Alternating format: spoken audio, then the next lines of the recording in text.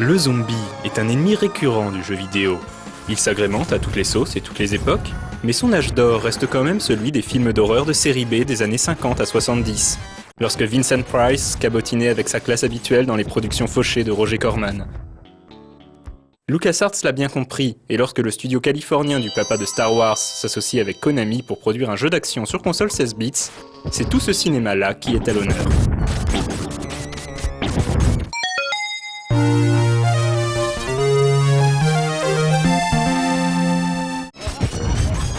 Horde de zombies décérébrés mangeurs de chair humaine, maniaques à tronçonneuse traquant les pom-pom girls dans les couloirs des supérettes, poupées tueuses, double malfaisant profanateurs de sépultures, soucoupes volantes, loups-garous, vampires, bébés géants, vers des sables, hommes-poissons, tentacules pourpres mégalomanes, ils se sont tous donné rendez-vous dans le quartier.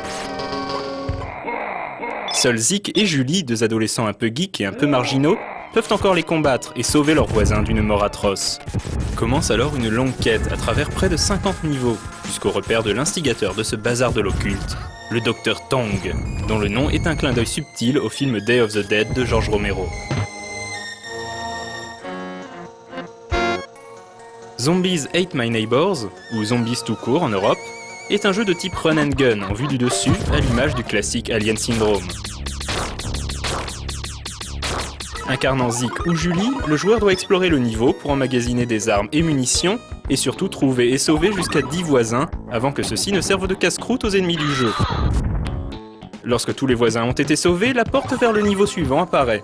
Mais si tous les voisins se font boulotter, alors le jeu est terminé. Autant dire que la tâche est loin d'être aisée, car les ennemis sont légion et respawnent à l'infini.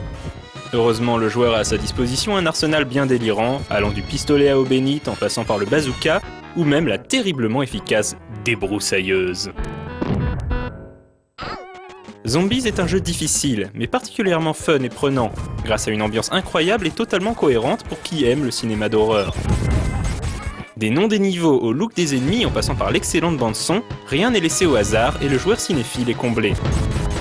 A noter qu'en Europe, le jeu fut censuré, les psychopathes armés de tronçonneuses se voyant par exemple remplacés par des bûcherons armés de haches.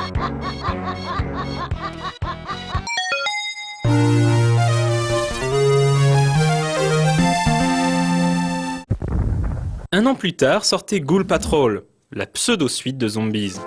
Zik et Julie ont libéré par accident un terrible démon et vont devoir le renvoyer dans sa dimension en combattant ses sbires à travers le temps et l'espace.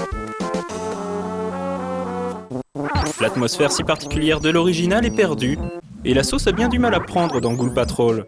Le gameplay est pourtant très similaire, mais semble bien fade, la faute à des niveaux dépourvus d'imagination et des ennemis lambda. Même Zik et Julie n'ont plus le charisme d'autrefois. Le monde, c'était mieux avant. En vérité, au début de son développement, Ghoul Patrol n'avait aucun rapport avec Zombies. Il s'agissait d'un autre projet totalement dissocié.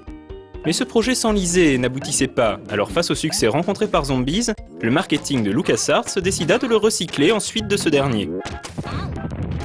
Le créateur de Zombies, Mike Ebert, en fut le premier choqué en découvrant ces personnages ainsi exploités dans un autre jeu, alors que lui et son équipe étaient occupés par le développement du jeu d'action Metal Warriors.